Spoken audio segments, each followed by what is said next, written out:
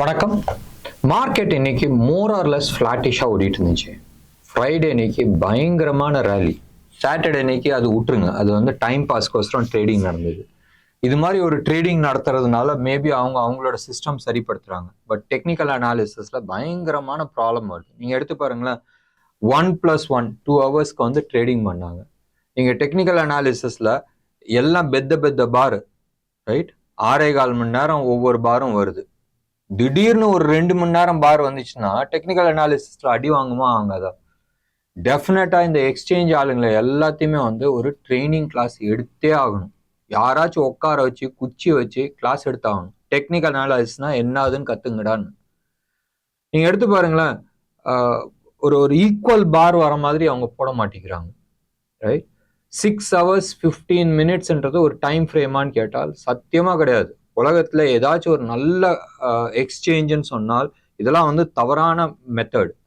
அதாவது ஷேர் மார்க்கெட்ல டெக்னிக்கல் அனாலிசிஸ்லாம் என்னன்னு தெரியாதவங்களாம் உட்காந்து சிபில உட்காந்துட்டு என்எஸ்சில உட்காந்துட்டு உயிர் வாங்கிட்டு இருக்காங்க. இது என்னோட வயிற்றுச்செல்லாம் நான் பேசிட்டு இருக்கேன். டெக்னிக்கல் அனாலிசிஸ் தெரிஞ்சவங்க ஒவ்வொருத்தரும் பண்ற விஷயம். எடுத்து பாருங்களேன், இதே விஷயம் தான். இவ்வளவு பெரிய பார், இவ்வளவு பெரிய வால்யூம், திடீர்னு இக்னியூண்டு ஒரு எல்லா பெரியவங்க நின்றுட்டு இருக்கும்போது திடீர்னு ஒரு 4வது பையன் வந்து நடுப்புற நின்னா எப்படி இருக்கும்? டெக்னிக்கல் அனாலிசிஸ் பூரா கம்ந்து போயிடும். சரி விடுங்க, அதை அவங்கள திருத்த முடியாது. யாராச்சும் ஒருத்தர் வந்து இதுக்கு ஸ்ட்ரிக்டா வந்து யாராச்சும் வந்து ப்ரொடெஸ்ட் பண்ணணும். யார் ப்ரொடெஸ்ட் பண்ணுவாங்கன்றது தெரியாது. நான் என் ப்ரொடெஸ்ட் நான் போட்டிருக்கேன். முடிஞ்சா நீங்களும் வந்து எல்லாரும் இதுக்கு ப்ரொடெஸ்ட் போடுங்க. மேபி நம்ம வந்து ஒரு மனு கொடுக்கறதுக்கு ஏற்பாடு பண்ணலாம். சரி, இன்னைக்கு மார்க்கெட் எப்படி இருந்துச்சு? மோர் ஆர் லெஸ் ஃபிளாட்டிஷா இருந்துச்சு. ஃப்ரைடே இன்னைக்கு ஒரு நல்ல mega rally, right? Almost 460 470 points. And இன்னைக்கு வந்து ஒரு பியூட்டிஃபுல் கன்சாலிடேஷன் நம்ம எடுத்துக்கலாம். தோ ஒரு லெவல்ல வந்து ஒரு டிப் வந்துச்சு, பட் அந்த டிப்பை வந்து மறுபடியும் பை ஆக ஆரம்பிச்சிருச்சு. இன்னைக்கு ஓவரால் செக்டார் நீங்க வந்து எடுத்துக்கிட்டீங்கன்னு சொன்னால் நல்லா இருந்துச்சு. இன்ட்ராடே ஸ்விங் வந்து ஓரளவுக்கு இருந்துச்சு. அரௌண்ட் 78 பாயிண்ட்ஸ் வந்து இன்ட்ராடே ஸ்விங் இருந்துச்சு. அண்ட் பேங்க் நிஃப்டியை பொறுத்த வரைக்கும் ஆல்மோஸ்ட் க்ளோஸ் ஆனது அகெயின் ஃபிளாட். 25 பாயிண்ட்ஸ் தான் வந்து உங்களுக்கு பிளஸ். நான் சொல்றது எல்லாமே வந்து ஃபியூச்சர்ஸோட நம்பர்ஸ். அண்ட் 356 பாயிண்ட்ஸ் வந்து பிளஸ்ல இருந்துச்சு. அதாவது பிளஸ்ன்னு சொல்றேன், ஸ்விங் இருந்துச்சு, இன்ட்ராடே ஸ்விங் இருந்துச்சு. ப்ரீமியம்ல தான் இருக்கு. 230 பாயிண்ட் 229 பாயிண்ட்ஸ் வந்து பேங்க் நிஃப்டியும், ஆல்மோஸ்ட் 95 பாயிண்ட்ஸ் வந்து நிஃப்டியும் வந்து ஸ்விங்ல இருந்துச்சு. ஸோ மார்க்கெட் ப்ராக்டிக்கலா it was more doing a kill. இன்னைக்கு காலையில வந்து ப்ரீ மார்க்கெட்ல வந்து நான் சொல்லியிருந்தேன், இன்னைக்கு more or less both call ஆப்ஷனும் சரி புட் ஆப்ஷனும் சரி ரைட் பண்றவங்களுக்கு வந்து ஒரு வரப்பிரசாதம் சொல்லியிருந்தேன். ப்ராக்டிக்கலி அதான் நடந்துச்சு. எண்ட் ஆஃப் த டே வோலட்டாலிட்டியை கில் பண்ணிச்சு. ரெண்டு சைட்லையுமே, கால் சைட்லையும் சரி புட் சைட்லையும் சரி ஒன்று. அண்ட் ரெண்டாவது வந்து ப்ரீமியம் சாப்பிட்டுட்டு இருந்தாங்க. டைம் டிகே நேச்சுரலி நடக்கும். சாட்டர்டே இன்னைக்கு விட்டுருங்க, சாட்டர்டே சண்டே மண்டே இன்னைக்கும் 3 நாள் டைம் டிகே ஆச்சுன்னா அதுக்கான வேல்யூஸ் வந்து ஆட்டோமேட்டிக்கா குறையும். இன்னைக்கு வந்து மார்க்கெட் லீடர்ஸ் யாருன்னு சொன்னால் oil and gas, power sector. Power செக்டார்ல என்டிபிசி பத்தி நம்ம வந்து ஒரு 1 வீக் 10 டேஸ்க்கு முன்னாடி வந்து இதே யூடியூப்ல தான் நம்ம சொல்லியிருந்தோம். அதுவும் பிஹெச்எலும் ரெண்டுமே வந்து டார்கெட் அச்சீவ். நாளைக்கு இதை பத்தி ஒரு ஸ்பெஷல் வீடியோ போடுறோம், நல்லா இருக்கும், ரைட்? நம்ம யூடியூப்ல என்னென்ன நம்ம சொன்னோம், என்னென்ன அச்சீவ் ஆயிருக்குன்றத நம்ம பேசலாம். டப்புன்னு ஒரு 2-3 இருக்கிறாங்க டிக்கெட்டு, உடனே நீ இது சொன்ன அது நடக்கல, இது சொன்ன அது நடக்கலன்னு பர்சன்டேஜ் போட்டுடலாமே. நம்ம எவ்வளவு பர்சன்டேஜ் சொன்னோம் அண்ட் எவ்வளவு பர்சன்டேஜ் அச்சீவ் ஆயிருக்குன்றது, ரைட்? 100% ஆச்சுன்னு சொன்னால் கடவுள், நிச்சயமா வந்து அது நடக்கிறதுக்கான வாய்ப்புகள் இல்லைன்னு நான் சொல்ல மாட்டேன். மேக்சிமம் வந்து ஈவன் 50-50 நம்ம சக்சஸ் ஆனாலும் சூப்பர் டூப்பர் சக்சஸ்ன்னு சொல்லலாம். ஏன் 50-50ன்னு சொன்னால் நம்ம கொடுக்கறது அத்தனையுமே வந்து 1:1 கொடுக்கறது இல்லை, 1:3 1:4. அதாவது லாபம் வந்துச்சுன்னா 40 ரூபா, நஷ்டம் வந்துச்சுன்னா 10 ரூபா. ஸோ நம்மளோட ஒரு ட்ரேடுக்கு 4 ட்ரேட் நஷ்டமானாலும் ஸ்டில் நம்ம வந்து நோ லாஸ் நோ ப்ராஃபிட்ல இருக்கும். மேக்சிமம் 50-50 இருந்தாலும் சூப்பர் டூப்பர் சக்சஸ்னுவாங்க டெக்னிக்கல் அனாலிசிஸ்ல. நம்மளோட ஆவரேஜ் சக்சஸ் ரேட் நம்ம எடுத்துக்கிட்டோம்னு சொன்னால் எனிவே பிட்வீன் 60 to 70% இருக்கு. It is on record. ஜோஹோல வந்து பேசலாம், எஸ் நிறைய ஸ்டாப் லாஸ் ஹிட் ஆச்சுன்னு. Yes, strict stop loss maintain பண்றது தப்பே கிடையாது, ரைட்? ஒன்று. ரெண்டாவது, எனிதிங் நீங்க வந்து நம்ம சொல்றத வந்து ஸ்டாக்ஸை வந்து லாங் டேர்ம் ஹோல்டிங், லாங் டேர்ம்னா என்னை பொறுத்த வரைக்கும் 3 months அந்த ரேஞ்சில் யாரெல்லாம் ஹோல்ட் பண்ணாங்களோ சூப்பர் டூப்பர் ப்ராஃபிட்ல உட்காந்துட்டு இருக்காங்க. Short term right, ultra short term 1 week 10 days அது மாதிரி இருக்கிறதுல வந்து எஸ் ஸ்டாப் லாஸ் ஹிட் ஆயிருக்கு. போன வாரம் சொல்றத விட ஹோல் ஆஃப் பிப்ரவரியில வந்து ஹை வோலட்டாலிட்டி இருந்துச்சு. வோலட்டாலிட்டி வரும்போதும் ஷார்ட்டா, அதாவது எவ்வளோக்கு எவ்வளோ நம்ம டைட்டா ஸ்டாப் லாஸ் வைக்கிறோமோ ஹிட் ஆகும். Absolutely not a issue. Again hit ஆனதை எல்லாருமே நிறைய பேர் கால் பண்ணப்ப நான் வந்து சொன்னேன், இதுதான் லெவல், நீங்க வந்து இன்னும் கூட கொஞ்சம் பிரெத் கொடுக்குறீங்கன்னு சொன்னால் மறுபடியும் வரதுக்கான வாய்ப்புகள் இருக்குன்னு தான் நம்ம பேசணும். நாளைக்கு இதை பத்தி எக்ஸ்க்ளூசிவ் ப்ரோக்ராம்ல வந்து நம்ம டிஸ்கஸ் பண்ணலாம். இன்னைக்கு பிஹெச்இஎல் ஆல்மோஸ்ட் 12% மேல போச்சு. ஏன் போச்சுன்றதை நம்ம டிஸ்கஸ் பண்ண வேணாம். டெக்னிக்கல் லெவல் ஏற்கனவே நம்ம வந்து எக்ஸ்பிளைன் பண்ணியிருக்கிறோம். அதே மாதிரி அதோட ஓப்பன் இன்ட்ரெஸ்டும் ஹெவியா வந்து இன்க்ரீஸ் ஆயிருக்கு. ஒரு 2 நாளைக்கு முன்னாடி கூட நம்ம அதை பத்தி நம்ம மார்னிங் செஷன்ல அதை பத்தி சொல்லியிருந்தோம். சம்திங் கன்சாலிடேஷன் ஆயிட்டு இருக்கு, பெரிய மூவ் வரதுக்கான சான்சஸ் இருக்கு. அது டவுன் சைடா அப் சைடான்றது நீங்க பாத்துங்கன்றது விஷயம் நம்ம ஷேர் பண்ணி இருந்தோம்.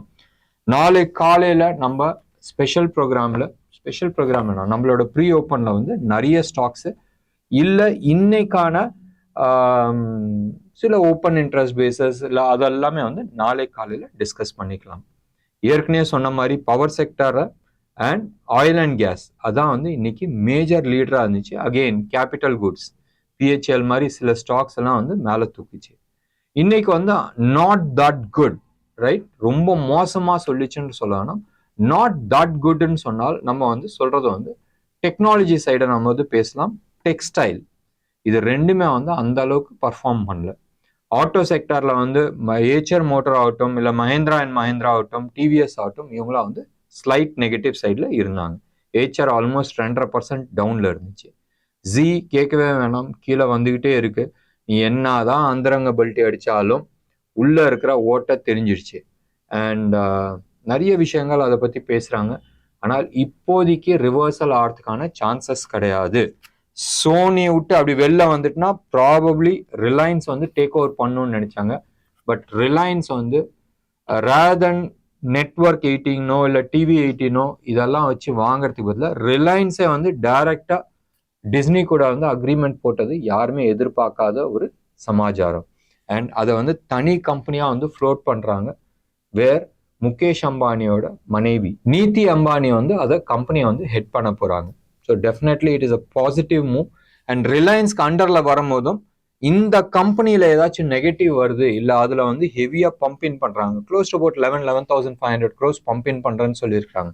ஸோ இந்த வரதுல சப்போஸ் இனிஷியல் ஸ்டேஜஸ்ல லாஸ் இருந்தாலும் ரிலையன்ஸோட ஓவரால் பேலன்ஸ் ஷீட்ல வந்து இந்த லாஸை வந்து அட்ஜஸ்ட் பண்ணிப்பாங்க.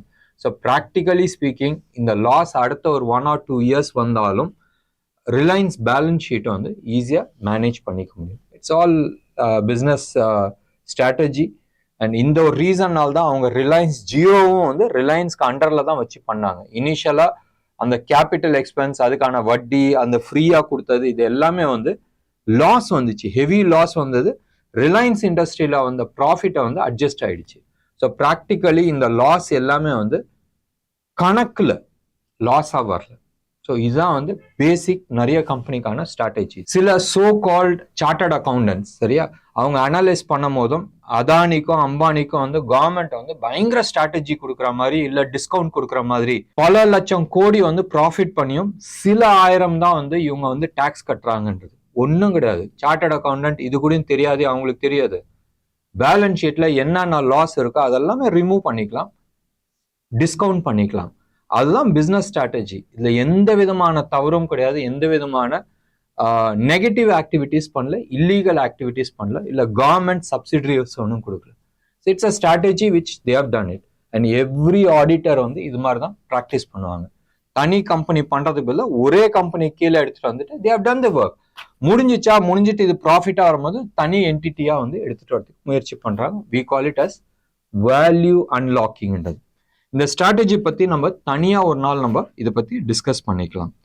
இன்னைக்கு ஆஸ் சச் நீங்க எடுத்துக்கிட்டீங்கன்னா பவர் செக்டர் வந்து ரொம்ப நல்லா இருந்துச்சு, இன்ஃப்ராஸ்ட்ரக்சர் ரொம்ப நல்லா இருக்கு. இன்ஃப்ராஸ்ட்ரக்சர் அகெயின் ஜிஎம்ஆர் இன்ஃப்ரா ஒரு டிப் வந்துட்டு ரிவர்சல் ஆயிட்டு இருக்கு. இதை பற்றி நாளைக்கு எக்ஸ்க்ளூசிவ் ப்ரோக்ராம் நம்ம பண்ணலாம். எந்தெந்த ஸ்டாக்குன்றது நாளைக்கு நிச்சயமாக ஒரு இன்ட்ரெஸ்டிங்கான வீடியோ இருக்கும். Apart from post market analysis news இல்லாத உத்தம்ஸ் பார்வையில் வந்து சில ஸ்டாக்ஸ் பற்றி நம்ம டிஸ்கஸ் பண்ணலாம். இன்னைக்கு மார்க்கெட், இன்டர்நேஷனல் மார்க்கெட் எல்லாமே வந்து ஃப்ளாட் நெகட்டிவாக இருக்கு. ஆல் ஆஃப் ஏ சடன் உங்களுக்கு தெரியும் ஃப்ரைடே இன்னைக்கு வந்து பெரிய லெவலில் வந்து கோல்டு ப்ரைஸ் ஷூட் அப் ஆயிருந்துச்சு. அண்ட் ருபி டேர்ம்ஸில் எடுத்துக்கிட்டிங்கன்னா ஹோல்சேல் ரேட் 24 கேரட் கோல்டு வந்து 6550 அந்த ஜோனில் வந்து ட்ரேட் ஆகிட்டு இருக்கு. சில்வரை பொறுத்த வரைக்கும் 73,500 லெவலில் ட்ரேட் ஆகிட்டு இருக்கு. ருப்பியை பொறுத்த வரைக்கும் 80 to 90 அந்த ஜோன்லேயே தான் இருக்கு. பெரிய மூமெண்ட்ஸ் கிடையாது. ஸோ தட் மீன்ஸ் இன்டர்நேஷனல் லெவலில் நடந்த எந்த ஈவெண்ட்டுமே வந்து ருப்பியோட வொலட்டாலிட்டியை வந்து இன்க்ரீஸ் பண்ணல. அது வரைக்கும் இந்தியாவை பொறுத்த வரைக்கும் பயங்கர பாசிட்டிவான ஒரு ஆஸ்பெக்ட்ஸ். பார்க்கலாம் நாளைக்கு மார்க்கெட் எப்படி இருக்குன்றது பார்க்க வேண்டிய ஒரு விஷயம். ஆனால் ஒரே ஒரு விஷயம் ஞாபகம் வச்சுங்க, எஃப்ஐஐஸ் ரைட் லாஸ்ட் ஃபியூ டேஸாக வந்து சில, அதாவது ரொம்ப பெருசாக விற்கல. இன்ஃபேக்ட் இன்னைக்கு வந்து 564 கோடிக்கு வித்துருக்குறாங்க. ஃப்ரைடே இன்னைக்கு 81 கோடிக்கு தான் வித்துருக்குறாங்க. அண்ட் இந்த மாதம் வந்து ஓவராலாக 516 கோடிக்கு தான் வந்து வித்துருக்குறாங்க. 517 வச்சுங்களேன், 516.99 இருக்கு. ஸோ 1 லட்சம் தானே, 17 நீங்க போடுங்க. வேறஸ் டிஐஐஸ் நம்ம மியூச்சுவல் ஃபண்ட்ஸு அதுக்குமா லோக்கல் ஹெச்என்ஐஸ்லாம் இருக்கிறாங்க. அவங்க வந்து 1ஆம் தேதி இன்னைக்கு ஆல்மோஸ்ட் 3800 கோடிக்கு வாங்கியிருக்கிறாங்க. இன்னைக்கு 3550 கோடிக்கு வாங்கியிருக்கிறாங்க. இந்த மாசம் மட்டுமே டிஐஐஸ் வந்து 7312 கோடிக்கு வந்து வாங்கியிருக்கிறாங்க, which is a super positive. Whereas நீங்க வந்து பிப்ரவரி மாசத்துக்கு நீங்க எடுத்து பாருங்களேன், எஃப்ஐஐஸ் வந்து பெருசா வித்தாங்கன்னாங்க. ஒரு 30 கோடி ரூபா எக்ஸ்ட்ரா போட்டாலும் 16 கோடி ரூபாய்க்கு தான் வந்து வித்திருக்கிறாங்க. 16,000ன்றது பெரிய அமௌண்ட். வேறஸ் நம்பாளுங்க டிஐஐஸ் வந்து 25,322 கோடிக்கு வந்து வாங்கியிருக்கிறாங்க. ஸோ இவங்க வித்ததோட ஜாஸ்தி வாங்கினால தான் மார்க்கெட் வந்து பெருசா வந்து கீழே ரிசல்ட் உழுவுல. வெயிட் பண்ணி பார்க்கலாம். நீ எங்கட பணத்தை எடுத்துட்டு போற, ஃபைனலா இங்க தானே வந்து ஆகணும். இந்தியா விட்டா உனக்கு இன்வெஸ்ட் பண்றதுக்கான ஆப்பர்ச்சுனிட்டிஸ் கிடையாது. மேபி ஜாப்பனீஸ் மார்க்கெட் வந்து ஆல் ஆஃப் ஏ சடன் வந்து ஒரு ஸ்ப்ரவுட் கொடுத்துருக்கு.